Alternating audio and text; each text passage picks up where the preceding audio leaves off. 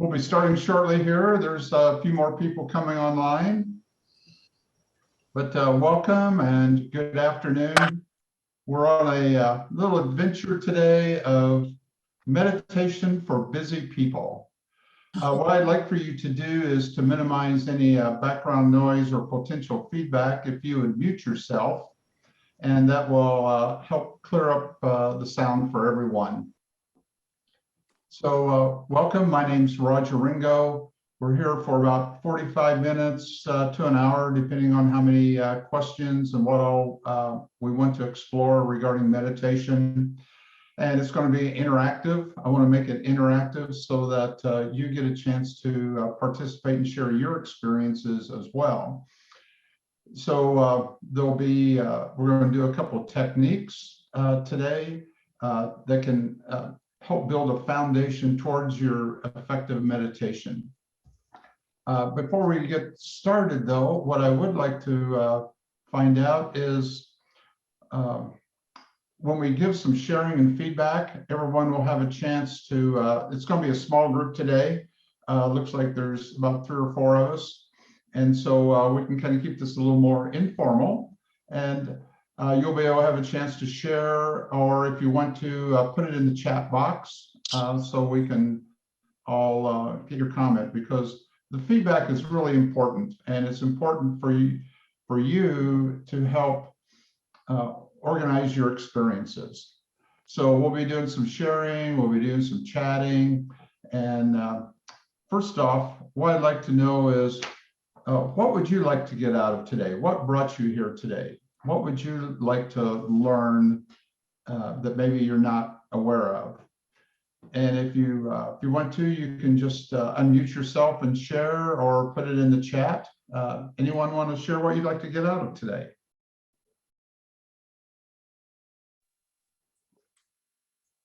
I just haven't been able to master the technique of meditation.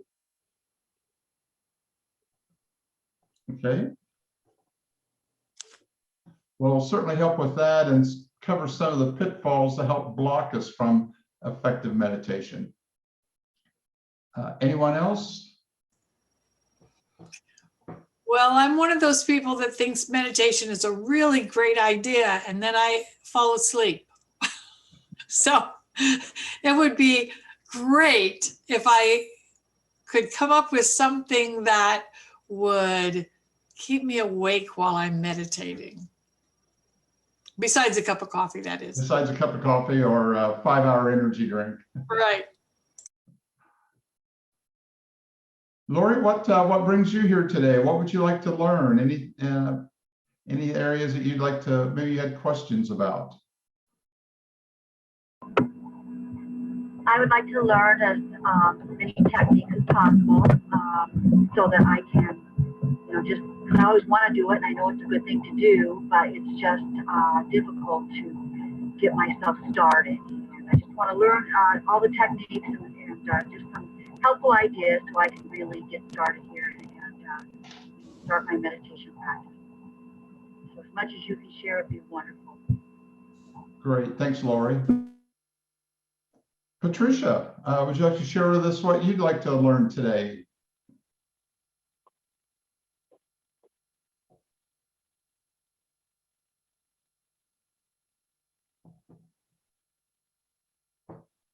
Okay, well, let's get started.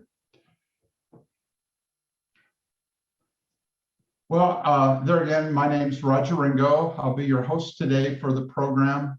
My background, back in my mid-20s, I went to college as an engineer, mechanical engineer. But even back in my 20s, I always knew there was something more to life. And I always acknowledged that there was a spiritual side to everything we do. So my approach to meditation and other areas of spiritual development is one of what I would call a balanced, middle of the road approach.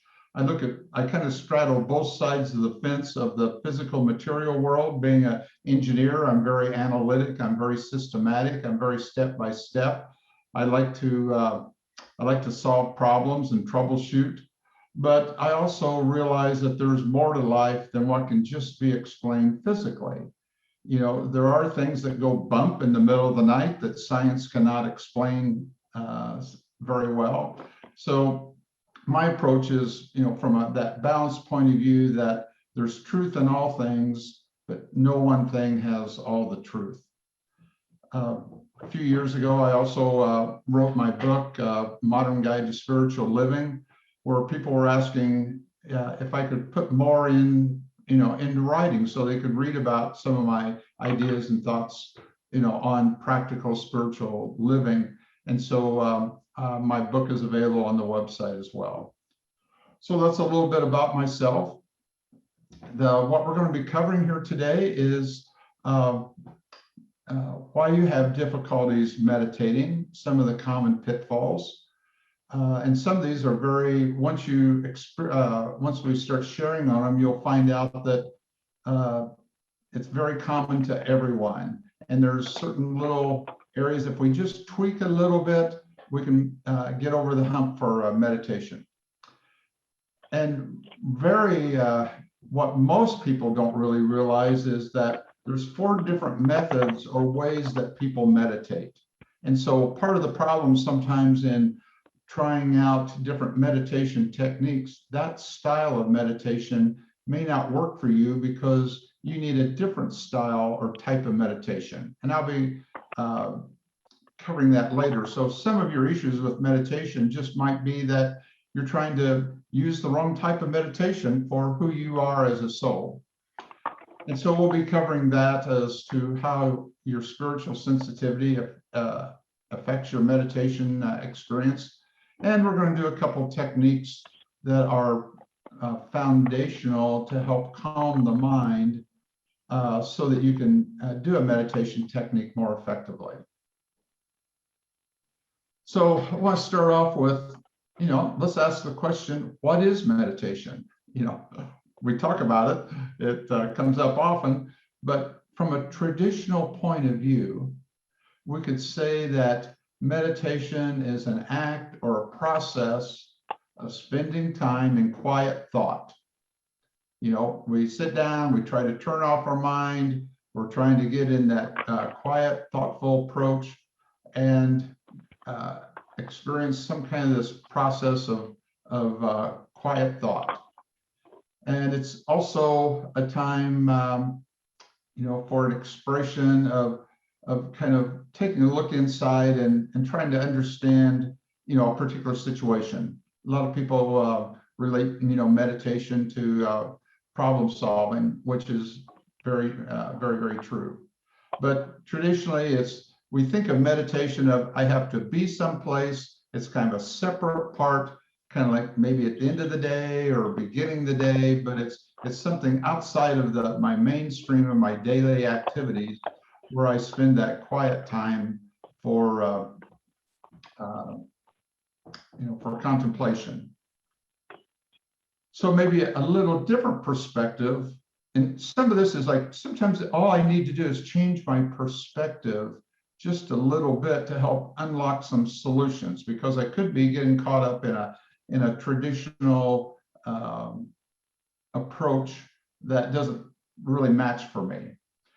So in a way, we could say that meditation is really active listening or an active awareness of any incoming impression.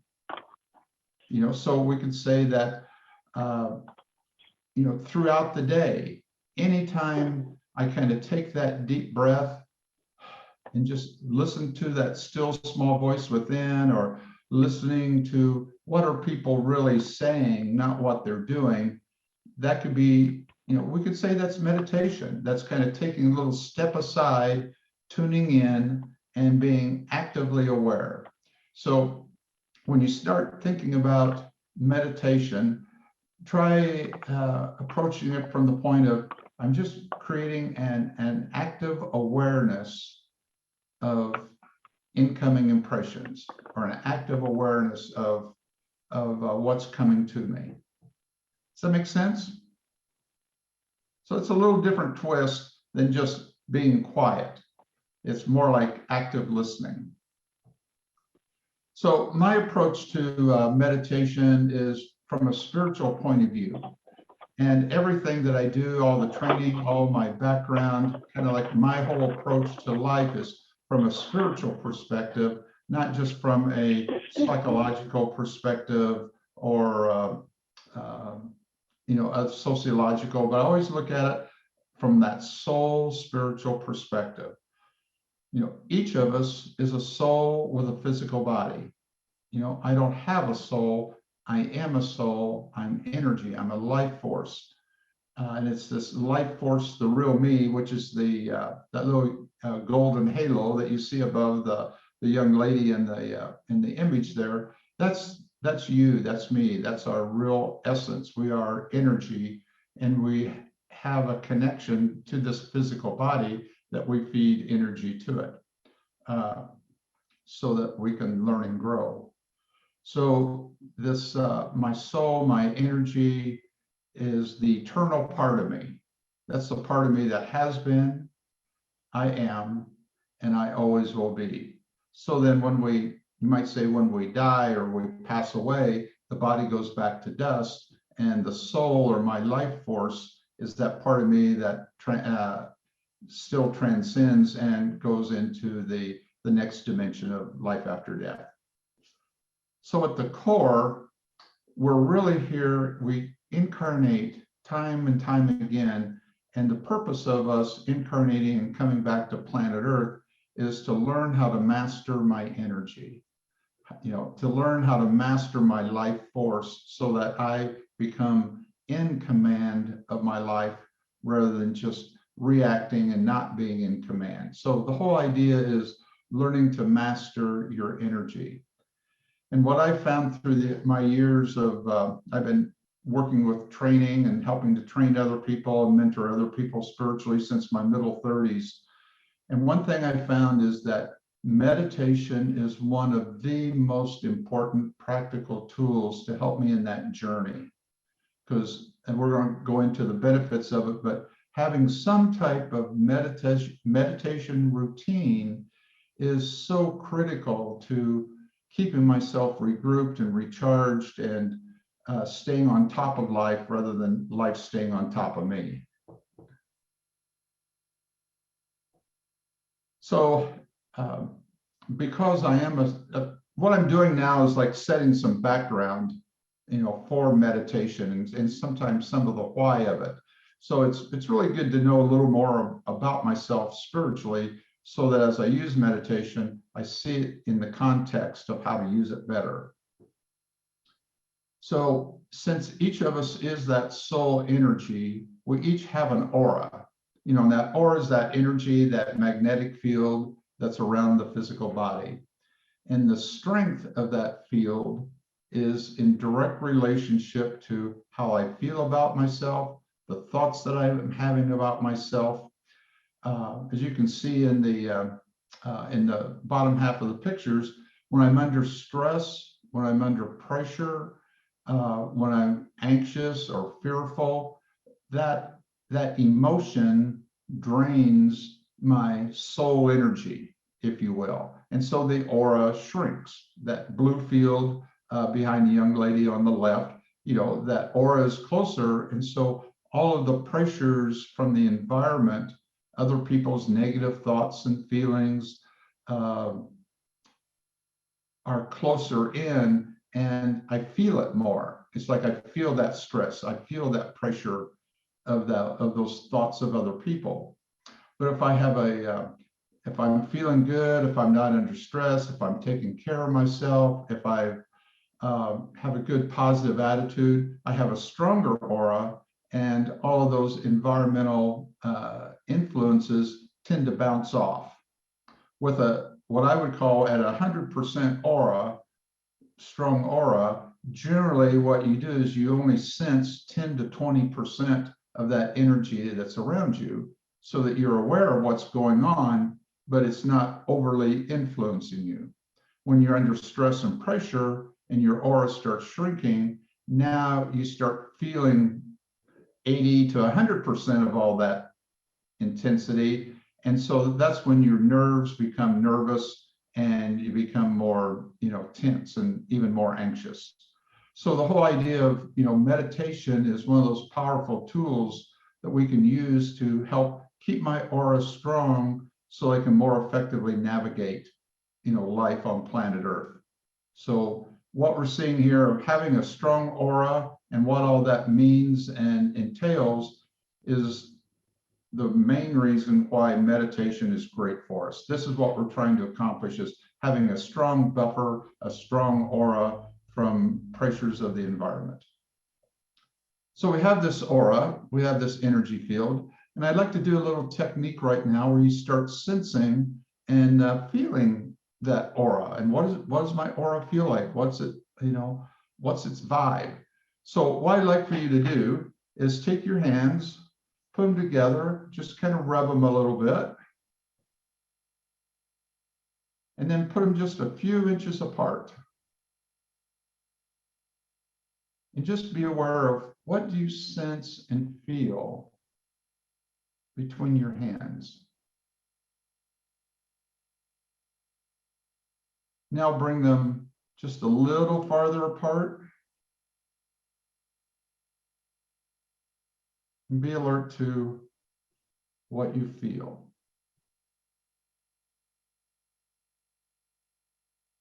Now a little farther apart.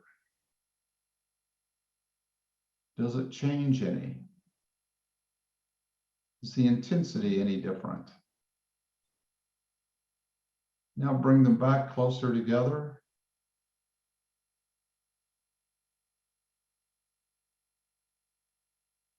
And how does that feel?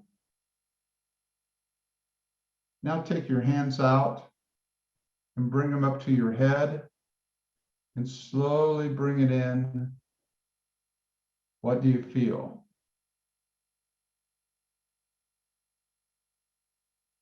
How far out does that aura go?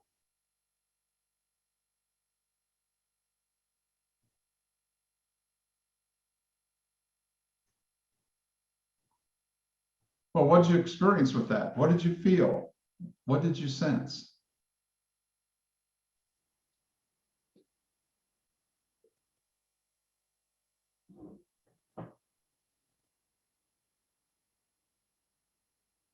The pressure changes, and Okay, then in between. okay. Was it a little stronger up close and a little weaker as you put them apart? Yeah, Okay. How would you describe how that felt? Could you put another word to the feeling of what you sensed between there? kind of made your hands tingle a little bit too. Tingling, okay? Anyone else? And if you didn't experience anything, that's fine too. The first 5 or 6 times I did this technique, I couldn't feel anything. I thought people were making things up, but it was only later that I found out that that I just had to kind of slow down inside. We have one, Lori shared, she felt warmth. Patricia was sharing there was a tingling feeling, like when I give myself Reiki, yes, tingling, kind of like when you give yourself Reiki, because you're sensing energy, you're sensing your aura. And each of us kind of vibrate at a little different frequency. We're all very similar in many ways, but we're different in a lot of ways as well. And so what you sense, we kind of resonate at that, sometimes at a little different frequency, or how we interpret what we experience is a little different. So all of these are, typically it's warmth, it's tingling, it's feeling of some kind of a pressure in between, it's sometimes chills or goosebumps. These are all different, terms for, for that.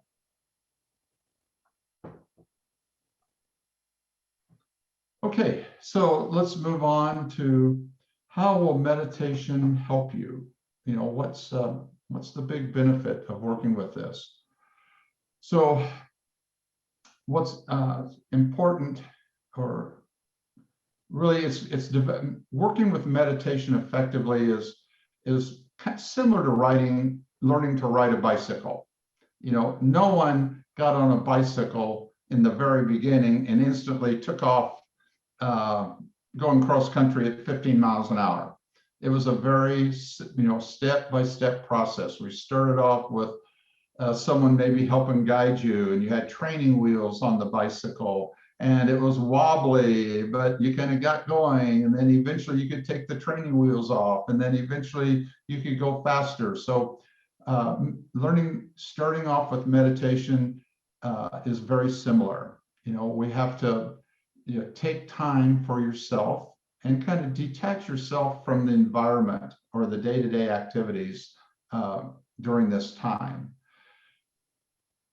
Meditation is going to help you get reconnected with your inner self. Modern society is so active, so dynamic of trying to make it through the day, of taking care of the kids or the grandkids and the job and getting food on the table and laundry done. And, it's kind of nonstop throughout the day of this active doing. But so it's a challenge at times to stop the world, take a few moments, and just be able to tune into my inner self. And that's what meditation is about, is just taking a few moments, a few minutes, a few seconds, a few hours, just for me, so I can reconnect with my goals, my aspiration, kind of like my heart's desires and dreams.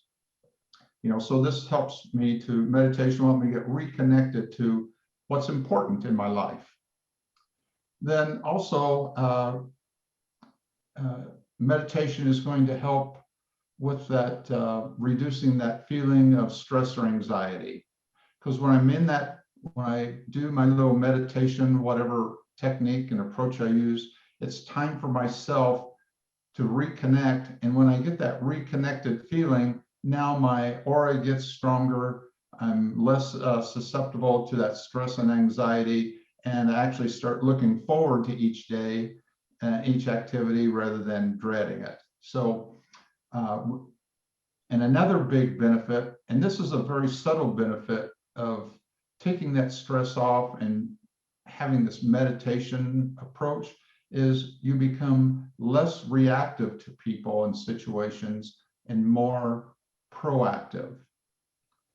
If you take a moment and tune back into your daily activities and the people that you interact with, take a moment and tune into, are you mostly reacting to people and situations, or are you more being proactive and acting with your own volition or what you want? So, the big telltale is, am I primarily reacting to what other people want of me, or am I acting with what I want for me? Because those two subtle words, being reactive and proactive, is a strong indicator as to how much the environment is trying to control me and impact me. So if you find that you are proactive more than reactive, then you have a pretty good command of your environment. But if you find yourself mostly reacting to people and situations, now the environment has got you. So the whole goal through meditation is to be less reactive and more proactive. And I'm a visual person, and I like visualizations. It kind of helps me grasp some of these concepts. I like to be more like the bullfighter. The bullfighter never stands directly in front and takes on the bull's charge. He steps to the side and does olé, steps to the side, does olé, and the bull comes charging, through the red cape or the cape. So we want to be more like that bullfighter of being able to, navigate life and not stand in the middle of it. Okay, so these are some of the ways that meditation can help you. In reality, you might really be meditating more than what you think. This is something that a lot of people find fascinating, because we have this concept of what meditation could be, But for most of us, we really meditate. You probably meditate more than what you realize, only you don't think of it in terms of meditation. You don't think of it in terms of that active listening, but you think of it as, well, if I'm meditating, I need to be in some place off in a room by myself doing a 10 or 15-minute meditation technique. So I'll give you some examples here of how you are probably meditating throughout the day. And if we acknowledge those little experiences, then we can build upon that. So during the day, do you ever stop and just take a deep breath and ask yourself, how am I going to make it through this situation? How am I going to deal with this angry child? How am I ever going to, oh, now I'm cooking, I'm going to make a meal, I had this menu and 1 or 2 ingredients are missing. What am I going to do next? How can I come up with a solution? So anytime I just take a breath and ask myself a question, or I'm looking for an insight, and I just wait for that moment for something to kind of echo back, that's meditation. I mean, that is active listening, to an impression coming back.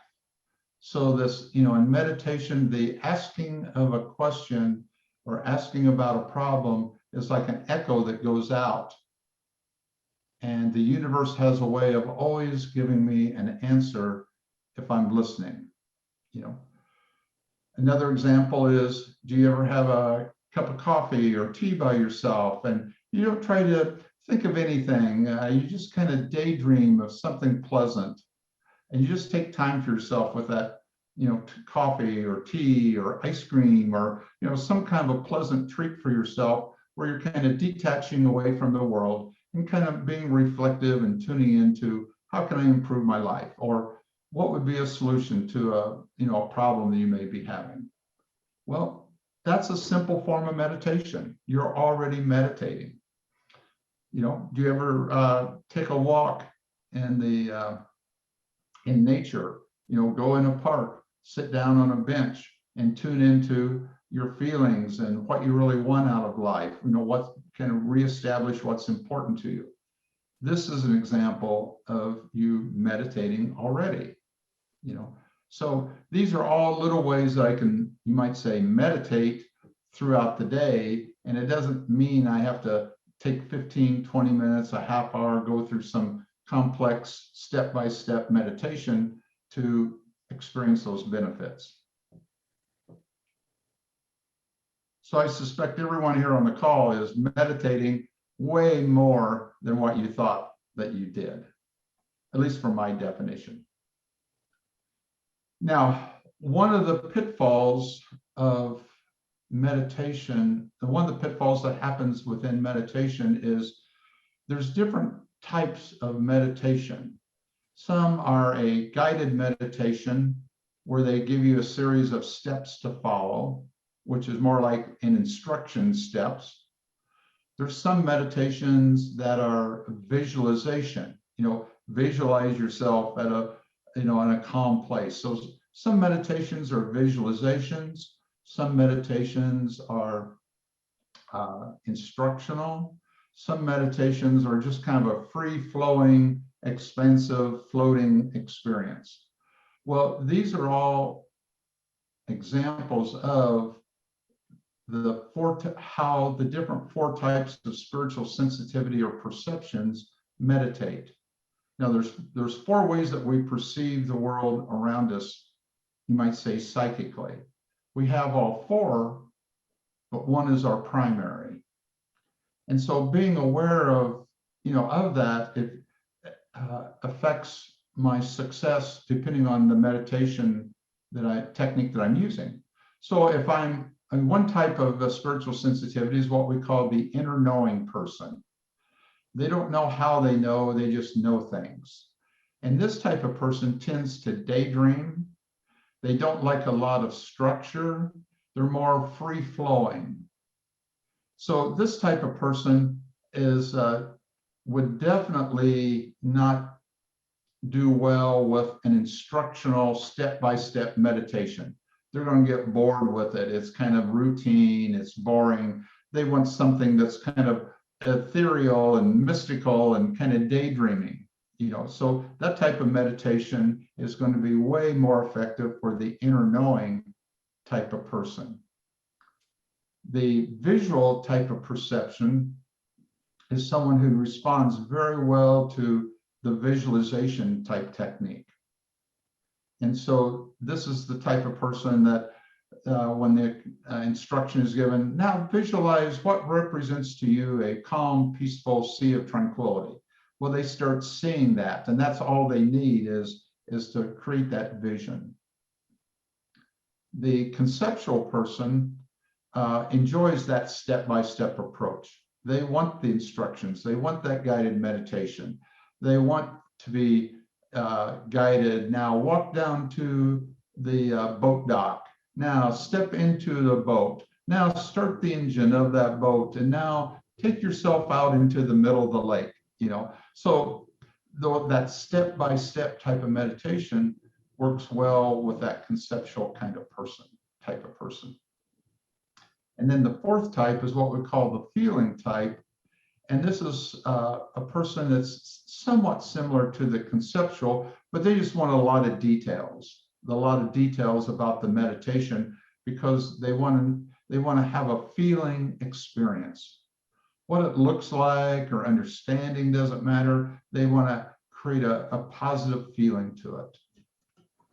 So what this all means is, as you use different meditation techniques, if you kind of have a sense for which one of those styles or types is closely resembles to you, it'll help you to pick the kind of meditation that will be more, that you have more of an affinity and be able to follow along with, you know, much, much easier.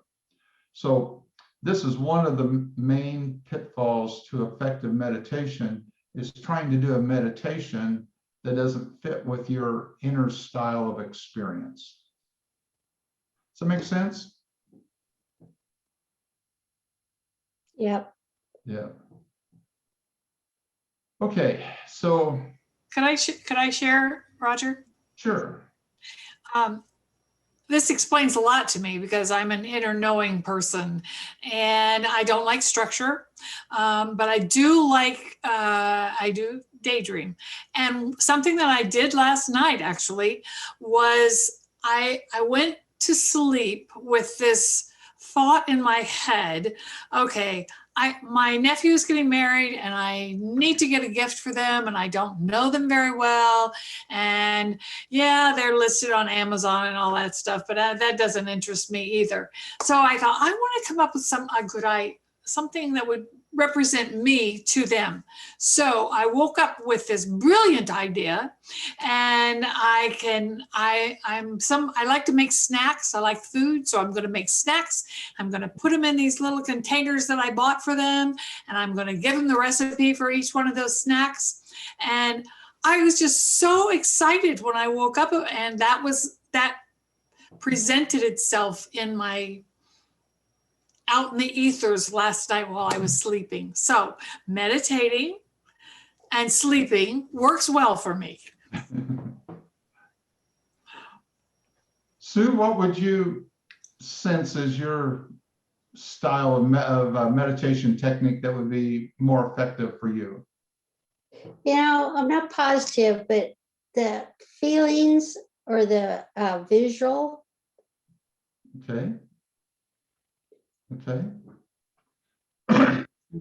So as you find different meditation techniques, you know, if something is very step by step and it doesn't work for you, it's not that there's anything that it's not you so much, you know, it's just there's that style just doesn't match for you. You need that visualization or something that just creates that warm, relaxed, comfortable feeling, and then it will resonate with you so much tighter.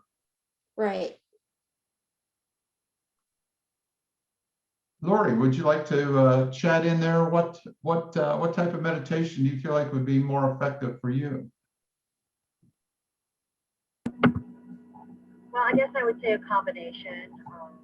I kind of like, sometimes I like a little structure. I like, depending on how complex it may be, I like step-by-step instruction. But, I really, I don't like to be told what to do. So I guess, I go by feeling, maybe a lot of feeling, and just an inner knowing. Okay, So kind of a combo. okay. Well, that's good, because now we're starting to hone in on, what works good for me and being aware of what's my choices and why do I have an affinity with or lack of affinity with certain, like for me, I'm more of that visual conceptual person. And so I like to see, the pleasant, serene place. But if a meditation is kind of floaty, daydreamy, kind of ethereal, I kind of get bored with that quick, or it just doesn't match with me. It's like, where's the practicality to that? But not that any of it is right or wrong. It's just each of us has a different style and different methods. So, okay, let's see. So, is the slide back up? Getting started is the most challenging. I would say so, probably. Yeah. Okay. Well, on my screen, I can't tell if it's active or not. So, It's there, it's just smaller. Oh, I'm sorry, I misunderstood you. oh, okay. Let me try something here again. Now it's you. Now it's Dana.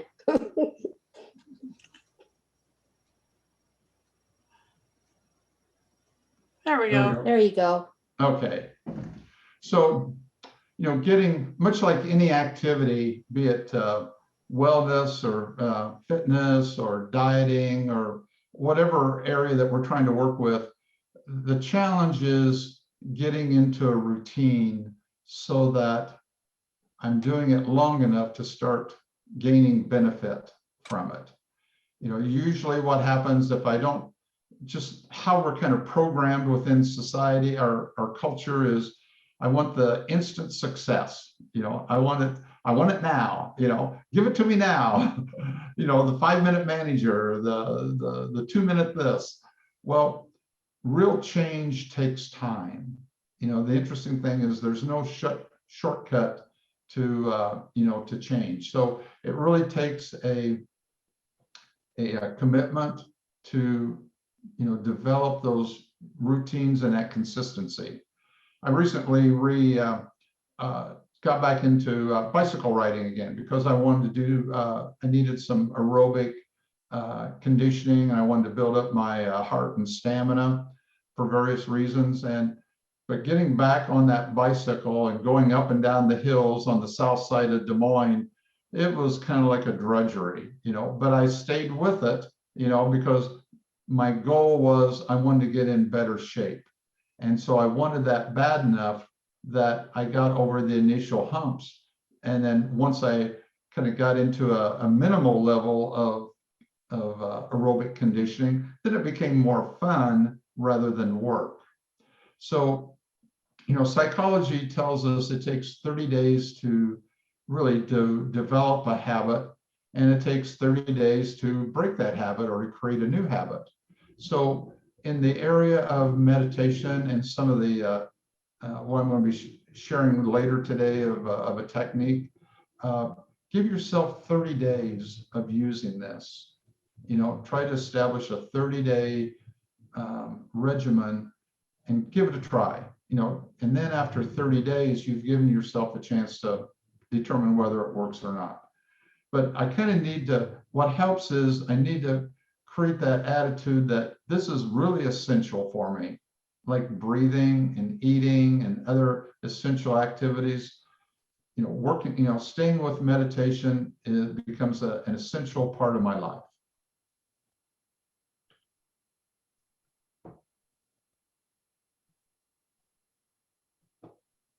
Okay, other other reasons why, the common reasons why most people have difficulty meditating is, and the number one is a difficulty of cannot quiet the mind from the events of the day. I can't tell you how many participants in some of my workshops where we work with meditation, where they share their experiences, and it's like it's 7:30, it's 8 o'clock, it's 8:30, they finally have time to do meditation. But one, they're either tired, they're kind of drained from the day's activities, or they still just can't quiet their mind from what's been happening throughout the day. It's all those thoughts and conversations carry on from the day's activities. So anyway, so it's difficult to quiet the mind. And then sometimes it's difficult to just get detached. We have cell phones going on, there's email, there's notifications, there's who said what on Facebook, and here comes the ding on my phone, and the ding on this, and the ding on my tablet of, we're in this notification overload from my perspective at times. And so it's time to just shut off the notifications and just unplug a little bit for a short period of time where I don't have distractions. So that's the number one thing. And then before meditation, what's very, very important is to have what I would call a pre-meditation relaxation technique, something that would help slow down my thoughts, slow down the events of the day, so that more of the meditation active listening can happen. So I'm going to show you, we're going to experience a technique now. It's a very simple breathing technique, but the impacts of using it are powerful. They are very, very powerful, because this is something I learned years and years ago, and I use it in various ways throughout the day, to help get that active listening going. So what I want you to do is just put your feet flat on the floor, close your eyes, and just take a deep breath in and slowly exhale. And take a second deep breath in and slowly exhale. Now I'm going to do a 4 count in and out, in and out breathing count with you. And I'd like for you to follow along.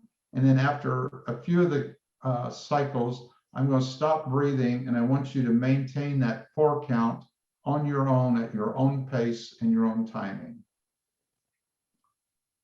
Okay, so just close your eyes, and here we go.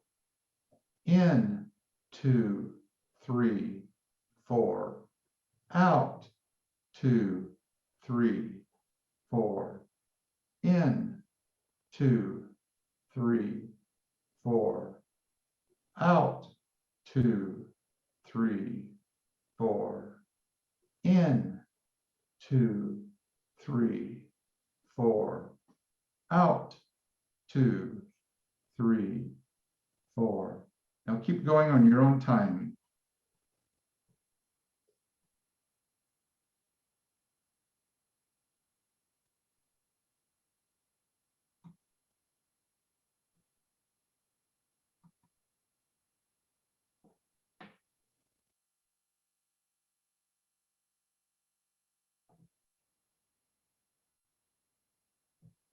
Okay, come on back. Open your eyes.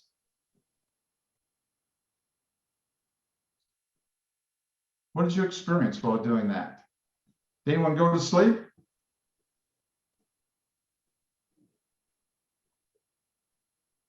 Was it calming? Was it relaxing?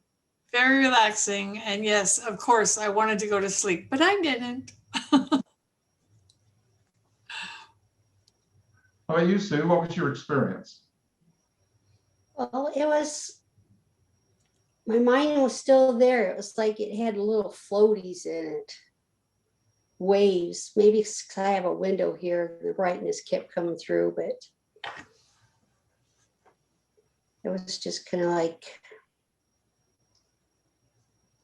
Was your mind and thoughts as active? no, they kind of slowed down a little bit. Maybe the waves were the thoughts leaving. I don't know. Yeah. Lori shares, that helps. It's a good idea. I like this pre-meditation practice.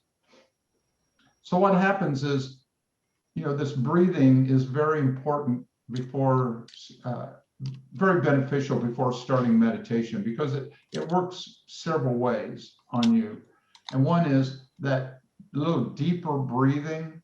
I'm now breathing in more air into my lungs. I'm really oxygenating my body a little more.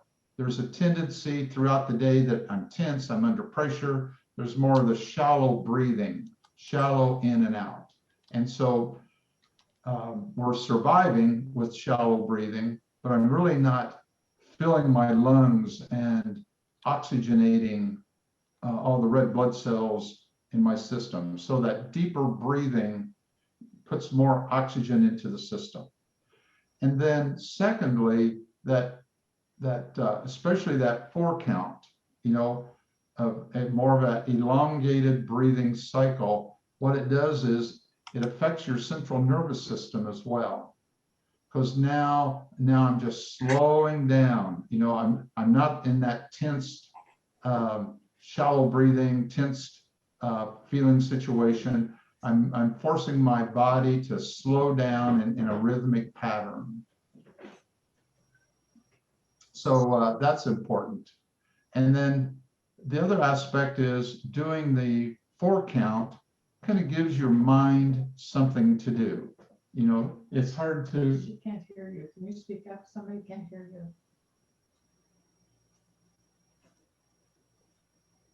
Are you able? Oh, I'm good. Thank you. Am I able to speak up louder? Yeah, here, let me turn this. Maybe, well, that, hope that helps. I turned, let me see here. Let me turn my microphone up.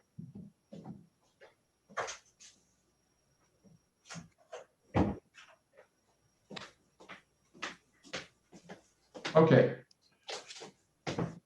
So the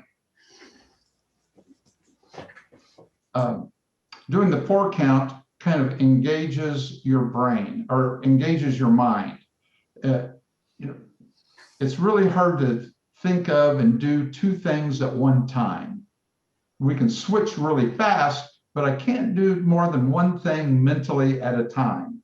So if I'm counting in 2, 3, 4, out 2, 3, 4, then now I've given my brain something to do. I've given it focus instead of thinking about the day's activities.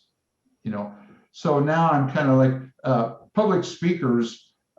Most everybody has butterflies before speaking. Well, experienced speakers always have butterflies, but they just learn how to make those butterflies fly in formation. So this breathing technique kind of gets your brain or your thoughts flying in formation, at least to the best as you can. So anyway, the 4 count helps with that. And with repeated use, it gets better and better and better. So this little simple technique, I'm going to give you a homework assignment for the rest of this lifetime. And this homework assignment is to do this technique 4 to 5 times each day. Now, when you were doing that on your own, that was only about 30 seconds. The total breathing that we did total was less than 60 seconds. And you could experience the benefits of what that meant, of just doing 60 seconds. So what if every morning before you started the day, you took 30 seconds is actually a long time for the soul. What if you took did that breathing technique for 30 seconds before you engaged in the day, like after your morning breakfast and before your second cup of coffee, or, you know, sometime in that morning period. You do it to start the day, and then do it about 10 o'clock, midday, you know, then mid-afternoon, and then of an evening. So if you could space out 4 to 5 times a day, that breathing technique, if you did nothing else but that, you will start slowing down your central nervous system. You're going to start oxygenating your blood more. You're going to slow your thoughts down so that for a brief period of time, you have a little bit more clarity, and that aura, now you've got a bigger, more expansive aura that's now buffering you from all those environmental influences. So this technique is so simple, but the impacts of it is so powerful through your day that I give it a try. Try to do it at a minimum 3 times a day for a month, and see if that doesn't help you. Also, if you have a particular meditation technique that you like to use, do this technique before you do that particular meditation, and it will help you be more effective. Okay.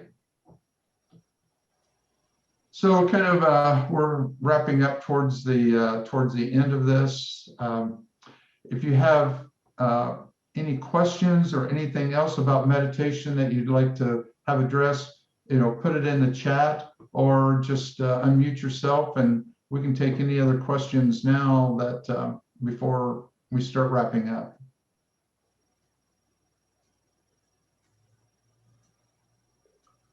Okay, You know, I always, yeah, go ahead.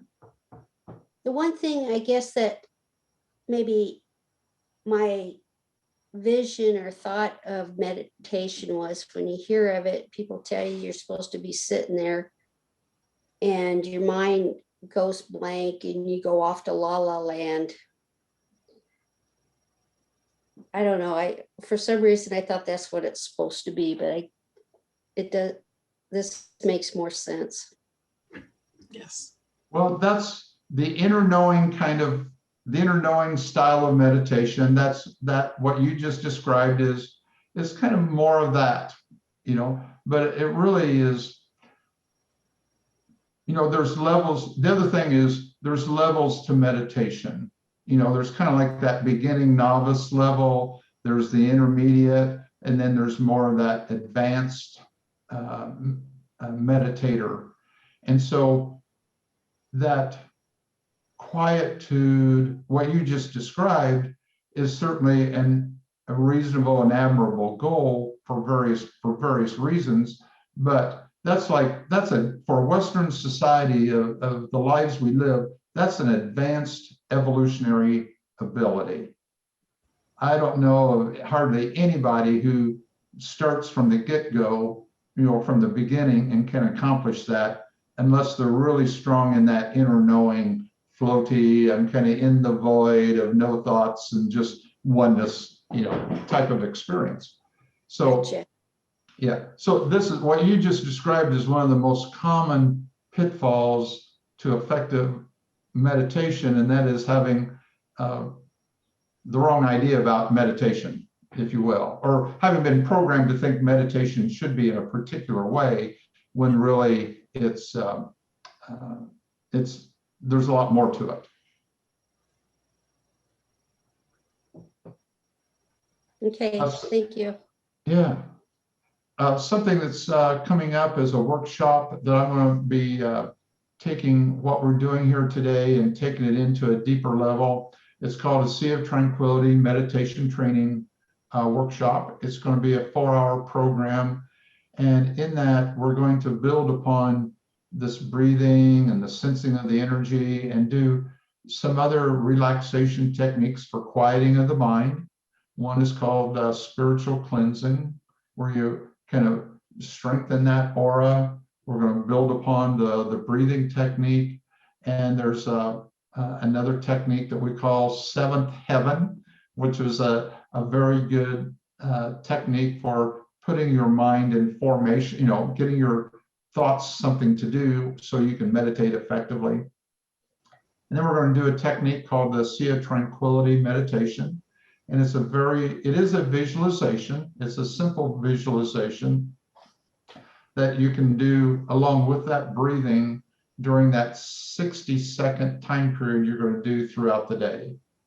So the whole idea is to make, through this workshop, you learn how to make meditation as a way of life to be used throughout a day for reducing stress and getting insights into situations. So it becomes a way of life and not just what I would call a way of worship one time at night, you know, just of an evening. So it's more of a practical meditation that I can use throughout the day. So this workshop is going to be on May 1st from 2 to 6 Iowa time. The cost is $55 for the workshop, and you'll be receiving an email on that with more of the details later on. But I just wanted to let you know that that's coming up and that you will be experiencing that or having that option. And then one other item that myself, Diana, that you see on the screen is my wife, and she does the classes and programs with me as well.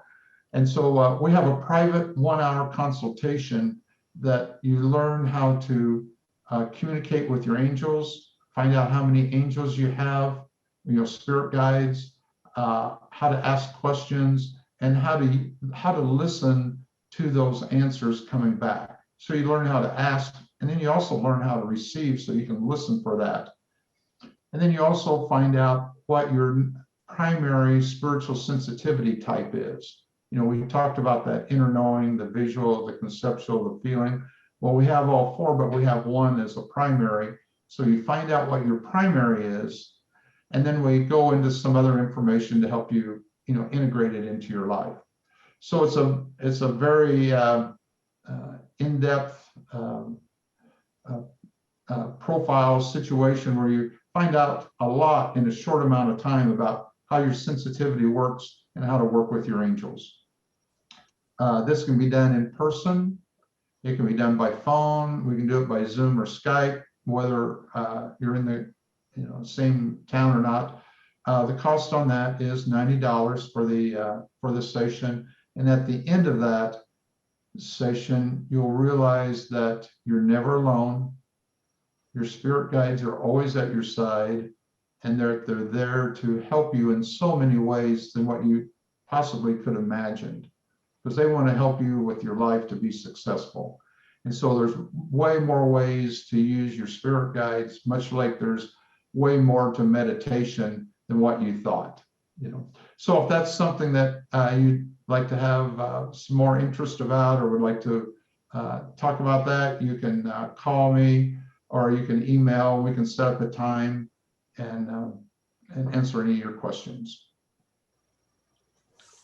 So one other piece is if you'd like to kind of stay in touch even more, at my website, modernspiritualliving.com, on the homepage, there's an email newsletter sign up so that you can get once a week an educational email that has a meditation on it, and it has 2 or 3 paragraphs on a different spiritual topic. So it's kind of like a spiritual shot in the arm to give you a little extra boost of energy for your week. So go to the website. You'll see a link there in the middle of the page to sign up for the newsletter. If you're interested in that angel encounter session that we just looked at, my email you see there. And then on the website, if you click on events in the top menu area, you'll see some of our other activities that's going on. If you're in the central Iowa area, we'll be at the Iowa Metaphysical Psychic Fair on May 23rd out at the fairgrounds. And this fall, we'll be out in Colorado again in September, October, doing our visits out there. Diane and I both are vaccinated now, and we're ready to hit the road and start meeting people again in person.